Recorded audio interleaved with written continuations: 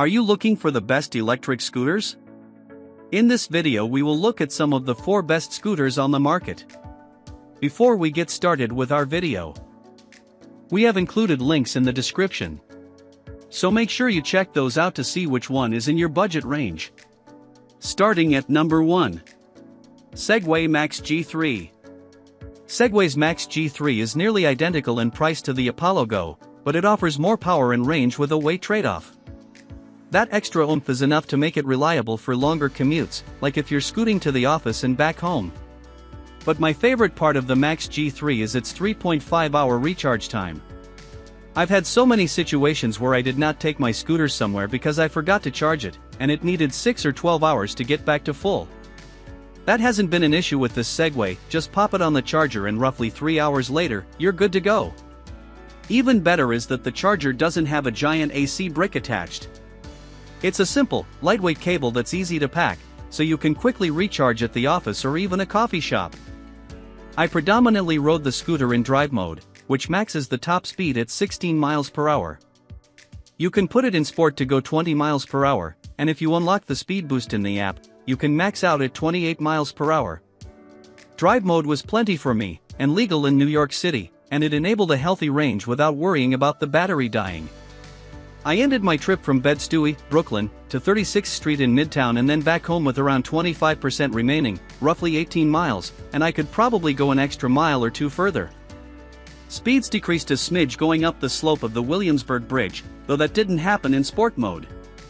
It's plenty powerful. The 11-inch self-sealing tires, paired with the dual hydraulic suspension, also make for a relatively smooth ride. It's easy to set up. The Segway app has many customization options, and folding the scooter is a breeze. At 54 pounds, carrying it up a few flights of stairs is manageable. The Max G3 has built-in turn signals, which I always appreciate, and the front and rear disc brakes offer adequate stopping power. The TFT display on the handlebars is bright and can even show details like caller ID and navigation via Here Maps when connected to your smartphone. I like having the option, but Here kept offering routes without bicycle lanes, so I just stuck with Google Maps on my phone. At number 2. Segway Ninebot F3 Electric Scooter. The Segway F3 checks off a lot of boxes. The app experience is feature-rich. It has turn signals and a bell, and it can hit 20 miles per hour on its highest speed mode. It's also not too heavy at 42 pounds, yet still maintains 10-inch self-sealing tubeless tires that do a decent job of making bumpy roads feel less harsh, aided by front and rear suspension. It's simple to fold up, though not quite as seamless as Niu's folding system. The display gets nice and bright, and the hydraulic brake comes to a quick stop. It's very comfy to ride, and it has just enough power to climb some small slopes, though your top speed will drop. These conveniences come with a sacrifice: range.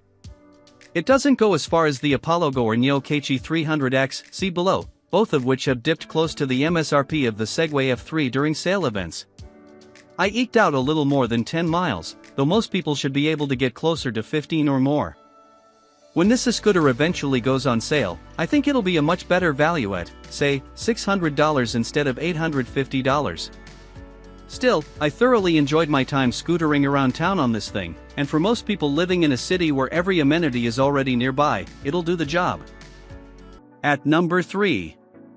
Niu KQi 300X. Niu's KQi 300X is an all-terrain upgraded version of the older KQi 3 Pro, which was my top recommended scooter for some time. This model has a just as easy-to-use folding mechanism, and when you fold the stem down, it locks into place at the deck automatically. It weighs a bit more at 49 pounds, but the stem is thin, so it's easy to grasp and carry up a flight of stairs.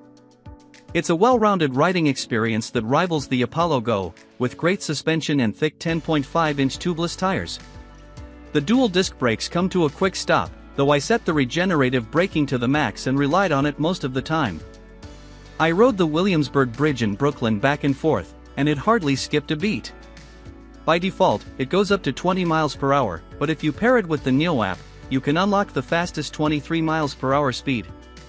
The range is noticeably better than the older model, and I measured this while typically riding at its top speed, meaning if you limit the speed, you'll be able to go further. My only gripe is that there are no quick speed modes to cycle through on the display. You're stuck with eSave mode, which goes up to 10 miles per hour, and then the default mode, which goes up to 23 miles per hour. In the app, you can enable a dynamic mode that lets you set a custom speed, but weirdly, when you switch to this via the display, it flashes e-save mode to indicate it's turned on. It's not very intuitive. I wish there were basic modes to choose from without hopping into the app. You also get turn signals, but they're annoyingly not time-based and don't turn off automatically. Enticed by the 300X? It's worth considering the Niu KQi 300p. It's nearly identical but has a slightly lesser motor and range at a lower price.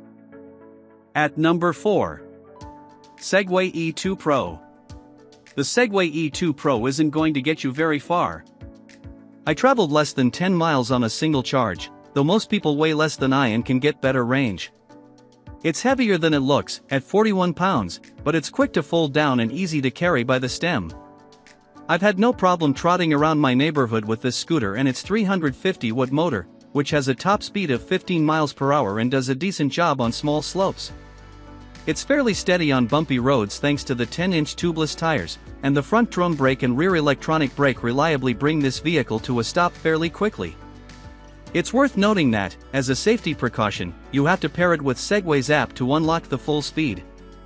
My favorite addition is the turn signals, which you can easily access on the handlebar. I just wish there were a timer to automatically stop the blinkers after a few seconds, because you have to manually turn them off. Overall, the E2 Pro is a nice upgrade pick over the E2 Plus, which was my previous budget recommendation. If you're looking to spend very little, take a look at the Niu 100p, which I talk about further below.